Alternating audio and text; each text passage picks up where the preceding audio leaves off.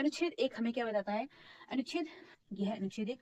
अनुच्छेद एक हमें बताता है कि भारत जो है ये राज्यों का संघ होगा। राज्यों के संघ से क्या मतलब है?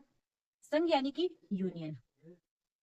भारतीय संविधान में संघ के लिए जो है इंग्लिश में यूनियन लिखा गया है, और एक एक महत्वपूर्ण चीज है, क्योंकि अगर हम देखें यूनियन यानी कि संघ और फेडरेशन यानी कि संघ, मतलब अगर यूनियन भी जो है, यूनियन को भी हिंदी में संघ कहा जाता है और फेडरेशन को भी हिंदी में संघ कहा जाता है, लेकिन हमें ये ध्यान रखना है कि भारत जो है ये यूनियन है, फेडरेशन नहीं है।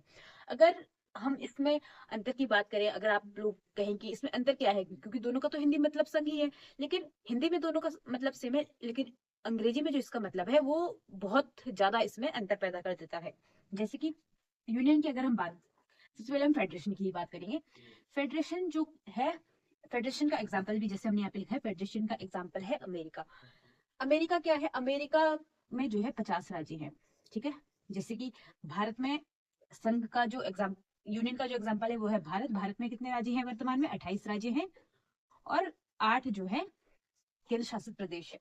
वैसे ही जो अमेरिका है उसमें वर्तमान में 50 राज्य हैं, लेकिन अमेरिका एक जो है ये एक फेडरेशन है। फेडरेशन का मतलब क्या होता है कि जो 50 राज्य हैं ये एक संधि के तहत जुड़े हुए हैं, लेकिन अगर कोई भी राज्य इसमें से अलग होना चाहता है तो वो उस संधि को तोड़कर अलग हो सकता है। मतलब उसमें कुछ नियम कानून है, तो उनको कंप्लीट करके उस संधि से वो कानूनी रूप से अलग हो सकता है। अमेरिकी राज्यों के पास ये अधिकार है।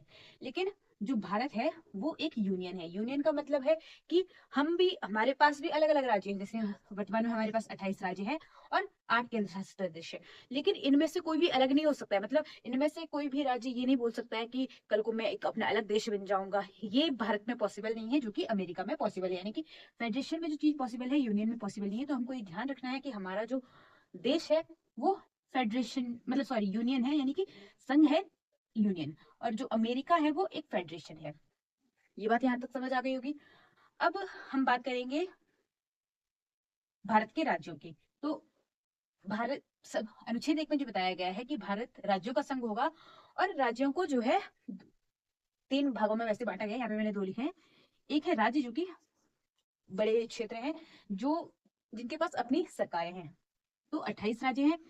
दूसरा है केंद्र शासित प्रदेश, जो कि केंद्र के अंडर में रहते हैं, वो 8 है। और एक जो है ये अर्जित क्षेत्र की भी बात कही गई है। अर्जित क्षेत्र अभी भारत में नहीं है, लेकिन अर्जित क्षेत्र की बात भी जो है वो भारतीय संविधान में पहले से ही कह दी गई है।